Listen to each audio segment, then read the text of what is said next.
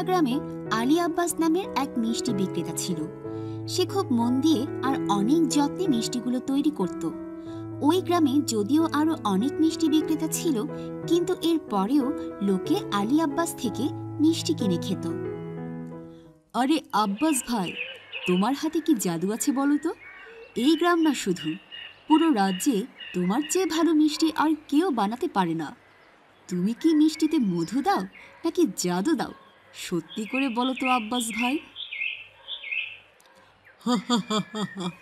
আরে ওসব কিছুই না, আমি দেই মেহনত।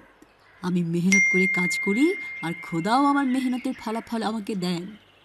এইভাবে কথা চলতে চলতে বেশ কজন আলী আব্বাসের মিষ্টির দোকান থেকে মিষ্টি কিনে খেতে লাগলো।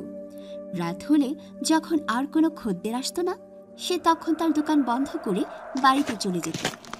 সে তার স্ত্রী আর বাচ্চাদের সাথে কিছু সময় কাটাতো, গল্প করত, তারপরে নামাজ পড়ে নিত। আর সব শেষে সে আবার তার মিষ্টি নিয়ে বসত। সে চেষ্টা করত কিভাবে আরো মজাদার আর সুস্বাদু মিষ্টি তৈরি করা যেতে পারে। আলী আব্বাস অনেক রাত পর্যন্ত জেগে জেগে তার মিষ্টি নিয়ে নানা রকম পরীক্ষা নিরীক্ষা করত। আর এভাবে যখন রাত শেষ হয়ে সকাল হতো, সে তার দোকান খুলে মিষ্টি বিক্রি শুরু করত। এমন করে একদিন সৃষ্টিকর্তা তার পরীক্ষা নেওয়ার জন্য একজন ফেরেশতাকে তার কাছে পাঠালেন। ওই ফেরেশতা বন থেকে একজন সাধারণ লোকের বেশ ধরে বেরিয়ে এলো। তারপর সে আলী আব্বাসের দোকানে গেল। আমার খুব খিদে পেয়েছে, আমি অনেক দূর থেকে এখানে এসেছি, আমাকে কিছু মিষ্টি খেতে দেবে? আব্বাস তখন লোকটিকে দুটো মিষ্টি খেতে দিল। ওই মানুষরূপী ফেরেশতা মিষ্টিগুলো খেয়ে খুবই তৃপ্ত হলেন।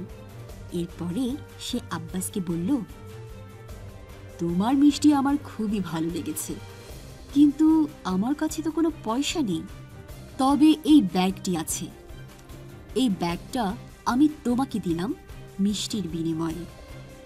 আমি যাবার পরেই তুমি এটা খুলো আর প্রতিদিন তোমার দোকানে ঠিক এই সময়ে মিষ্টি খেতে আসব।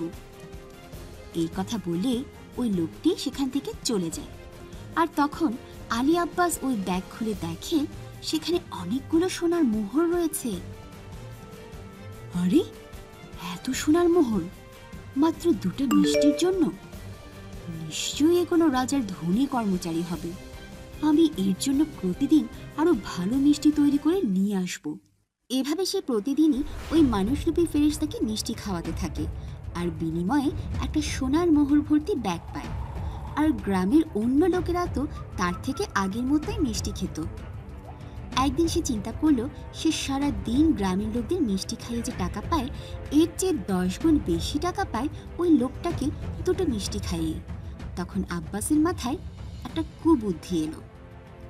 আরে আমি তো এখন আর কষ্ট করে সারাদিন দোকান খোলা না রাখলেও পারি। আমি কেবল সন্ধেবেলা ওই লোকটি যখন আসবে তখন দোকান খুলে তাকে কয়েকটা মিষ্টি খাইয়ে সারাদিনের কামাই করে নিতে পারি। আমি কেন আর কষ্ট করে সারাদিন দোকানে দাঁড়িয়ে থাকবো? যেই ভাবা সেই কাজ। এর পরদিন থেকে সে তার দোকান আর সকালে খুলতো না, আর গ্রামের মানুষেরাও এসে ফিরে যেতে লাগলো। আর আলী আব্বাস সারাদিন তার ঘরে ঘুমাতে লাগলো আর সোনার মোহরগুলো গুনতে লাগলো। এর চেয়েও ভয়ানক কথা, সে সৃষ্টিকর্তাকে বাদ দিয়ে পুরোপুরি ওই লোকের উপরে আয় উপার্জনের জন্য ভরসা করতে শুরু করলো। আলী আব্বাসের এই অবস্থা দেখে সৃষ্টিকর্তা বেজায় নারাজ হল। আর সে ফেরেশতাও পরদিন থেকে আলী আব্বাসের দোকানে গেল না। সে সারাদিন দোকানে বসে থেকেও কারো দেখা পেল না, এমনকি কোনো গ্রামবাসীরও না। কারণ অনেকদিন বন্ধ দোকান পেয়ে তার খদ্দেররা গ্রামের অন্য এক মিষ্টি বিক্রেতার কাছে যাওয়া শুরু করেছিল। এভাবেই লোভের কারণে আলী আব্বাস তার সবকিছুই হারালো।